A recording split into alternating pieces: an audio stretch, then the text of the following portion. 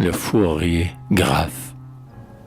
Le fourrier Graphe, ce Scipion, seulement partout sa gloire éparse, n'était au fond qu'un espion. C'est le triomphe de la farce. Pourtant, quel exploit que les siens, à la course et même à la nage, il décousait les Prussiens, il en faisait un grand carnage.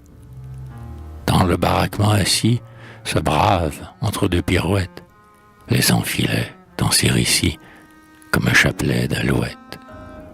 Toujours le Prussien, guéri de la vie en une seconde, était mort sans pousser un cri, c'était une mine féconde. Graphe ne voulait rien d'exigu, il vengeait pieuse démence, un père comme à l'ambigu, c'était un guerrier de romance. Chaque jour, ayant dépêché 12 Prussiens, le 13e était par-dessus le marché. D'ailleurs, il opérait lui-même. Il les envoyait galamment au pays des apothéoses. Pourtant, un jour, Dieu sait comment, on découvrit le poteau rose.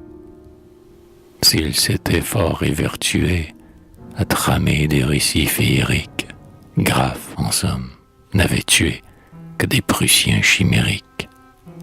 Car son bagage tout entier était fait de ruses et d'astuces.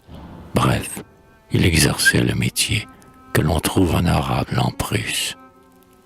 Le fait est prouvé, sans effort, mais on comprend que c'est dans l'ordre. Le merveilleux nous plaît si fort que nous n'en voulons pas démordre. Comme un conte des temps anciens, la légende aimable et futile de Graphe tueur de Prussiens s'étend comme une tache d'huile.